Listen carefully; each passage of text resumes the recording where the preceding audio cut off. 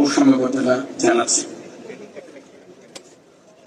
প্রিয় সুধীবৃন্দ, বাংলাদেশ শান্তিপ্রিয় এক দেশ।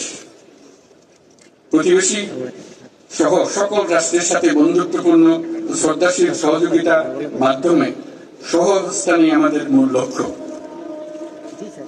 তথাপি যে কোনো আগ্রাসী বহুশত্রুর আক্রমণ থেকে দেশের সার্বভৌমত্ব রক্ষার জন্য আমরা সদা প্রস্তুত এবং দৃঢ় সংকল্পবদ্ধ।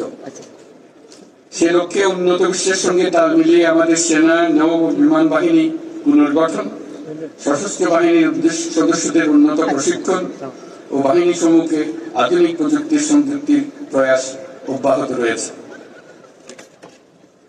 বাংলাদেশ সশস্ত্র বাহিনী তাদের পেশাদারিত্ব এবং কর্মদক্ষতার মাধ্যমে দেশের সার্বভৌমত্ব রক্ষার পাশাপাশি গত 36 বছর যাবৎ জাতিসংঘ শান্তি রক্ষা মিশনে দক্ষতা ও নিষ্ঠার সঙ্গে কাজ করে গেছে।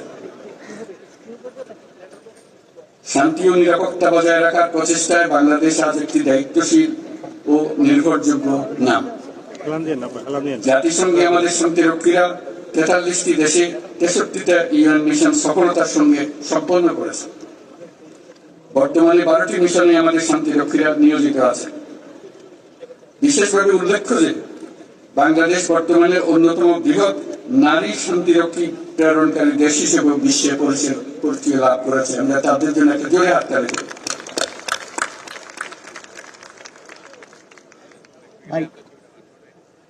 এই জন্য আপনাদের অন্তরের আমাদের এবং আপনাদের অন্তরের অন্তঃস্থল থেকে ধন্যবাদ জানাই। হেমন্তের এই বিকেলে উৎসবমুখর পরিবেশে আপনাদের সাথে থাকতে পেরে আমি অত্যন্ত আনন্দিত।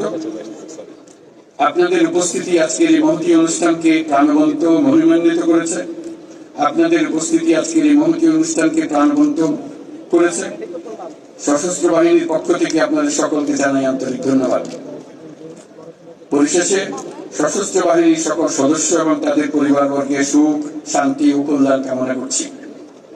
আপনারা সকলে যেন দেশের উন্নয়ন ও অগ্রগতি সাধনে সশস্ত্র বাহিনী দিবসের আদর্শ ও অনুপ্রেরণায় উদ্বুদ্ধ হয়ে ঐক্যবদ্ধভাবে কাজ করে যেতে পারেন সেই কামনা করছি। আমি আমার বিদেশি বন্ধুদের উদ্দেশ্যে দুটি কথা বলি। My dear friends who are attending this celebration, I would like to say a few words to you.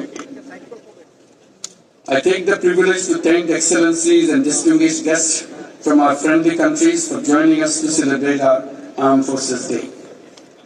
On this occasion, we gratefully recall the contribution of the people of our friendly nations during our War of Liberation. I'm also thankful for the excellent training, support and assistance provided to our armed forces by your countries. I hope you will continue to provide similar support in future as well. I must mention that it is a unique opportunity and great experience for our troops to work together with the global peacekeepers under the umbrella of the United Nations for the noble cause of world peace and stability. I assure full support to the United Nations in the global peace efforts by our armed forces. I thank you all for your kind presence. প্রিয় সুধীবৃন্দ, আপনাদের সবাইকে আজকের অনুষ্ঠানে অংশগ্রহণের জন্য আন্তরিক ধন্যবাদ জানাচ্ছি। মহান আল্লাহ আমাদের সহায়ক। আল্লাহ হাফেজ।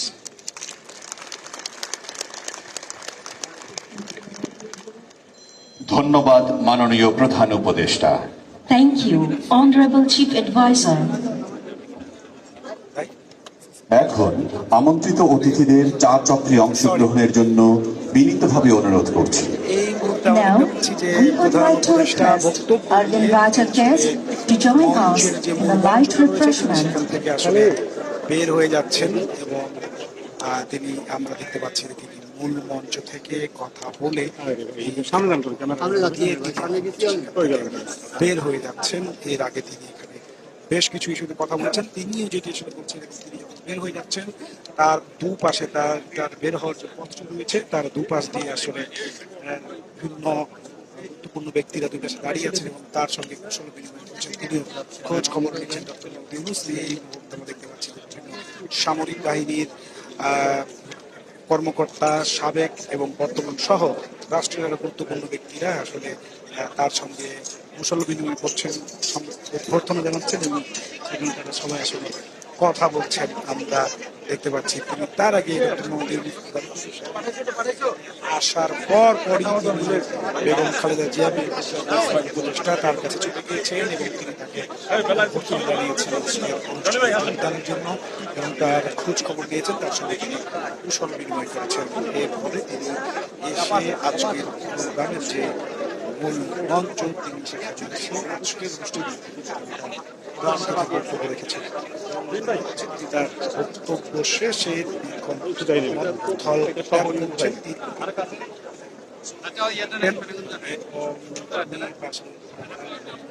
গুরুত্বপূর্ণ ব্যক্তিরা তাকে অভ্যর্থনা দিচ্ছেন, তার সঙ্গে কথা বলছেন, তাকে অভিবাদন জানাচ্ছেন, হাত নেড়ে জবাব দিচ্ছেন এবং তিনি কিন্তু আমাদের সঙ্গে কুশল বিনিময় করছেন। আমরা দেখতে পাচ্ছি যে তার প্রধান অতিথি দিয়া বক্তব্য শেষ করে তিনি এগিয়ে আসছেন এবং তার যে সমাবেশ যেখানে তিনি আসলে মূল মঞ্চ বক্তব্য রেখেছেন সেই মঞ্চ ত্যাগ করে তিনি এখন যাচ্ছেন। তার আগে এখানে তিনি আসার পথে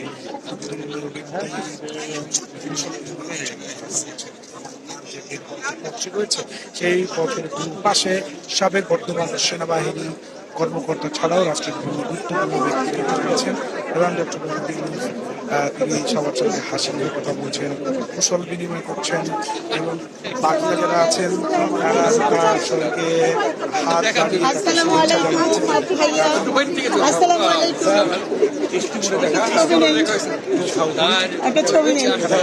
সকলেই আসলে খোঁজ খবর নিচ্ছেন।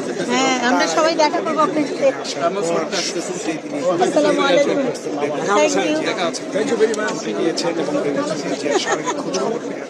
ছাড়াও তিনি তার সঙ্গে কুশল বিনিময় করেছেন এবং নিজেদের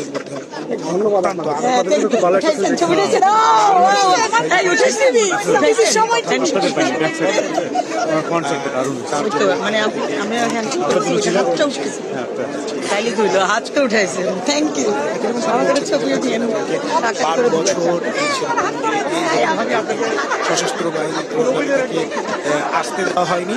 ডক্টর মোহাম্মদ ইউনূস সেই বিষয়টিকে বলছেন যে ডক্টর মোহাম্মদ ইউনূসের সরকার গৌরব অনুভব করছে বেগম খালেদা জিয়াকে তিনি এতদিন 12 বছর পরে তিনি এখানে এইরকম একটা প্রোগ্রামে তাকে দাওয়াত দিয়ে আনতে পেরেছেন এবং বেগম খালেদা জিয়া তার দাওয়াত কবুল করার জন্য তিনি আসলে তাকেও ধন্যবাদ জানিয়েছেন এবং তিনি বিষয়টিকে বলছেন যে তিনি এটাকে তার পক্ষ থেকে তিনি বলছেন যে তিনি গৌরব অনুভব করছেন বলে তিনি আসলে মনে করছেন।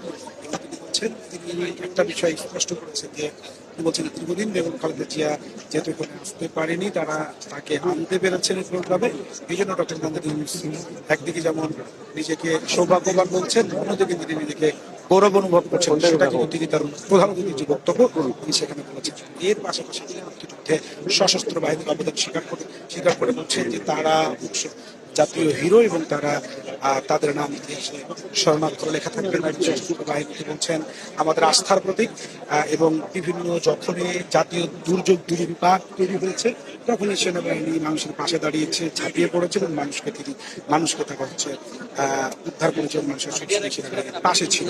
এর পাশাপাশি তিনি সর্বশেষ বলছেন যে গত জুলাই অগাস্টের যে আন্দোলন সেই আন্দোলনে সেনাবাহিনী মানুষের পাশে এসে দাঁড়িয়েছিল এবং মানুষের পাশে আজীব সেনাবাহিনী নেয় এবং সততার জায়গা থেকে মানুষের পাশে এরকম আস্থার প্রতীক থাকবে তিনি তেমন প্রত্যাশা ব্যক্ত করেন। তার আগে ডক্টর মোহাম্মদ ইউনূস সেখানে আসার পর শুরুতেই তিনি ছুটে গেছেন বিএনপি চেয়ারপারসন বেগম খালেদা জিয়ার কাছে এবং তিনি সেখানে তার শারীরিক খবর নিয়েছেন এবং তার সঙ্গে কুশলাদি বিনিময় করেছেন। আমরা দেখি বেগম খালেদা জিয়া যখন এখানে উপস্থিত হন সেটা 4টা বাজার কিছুক্ষণ আগে তিনি এখানে আসেন এবং তাকে এখানে আসার সময় সরকারের সকল উপদেষ্টাগণ সেখানে উপস্থিত ছিলেন।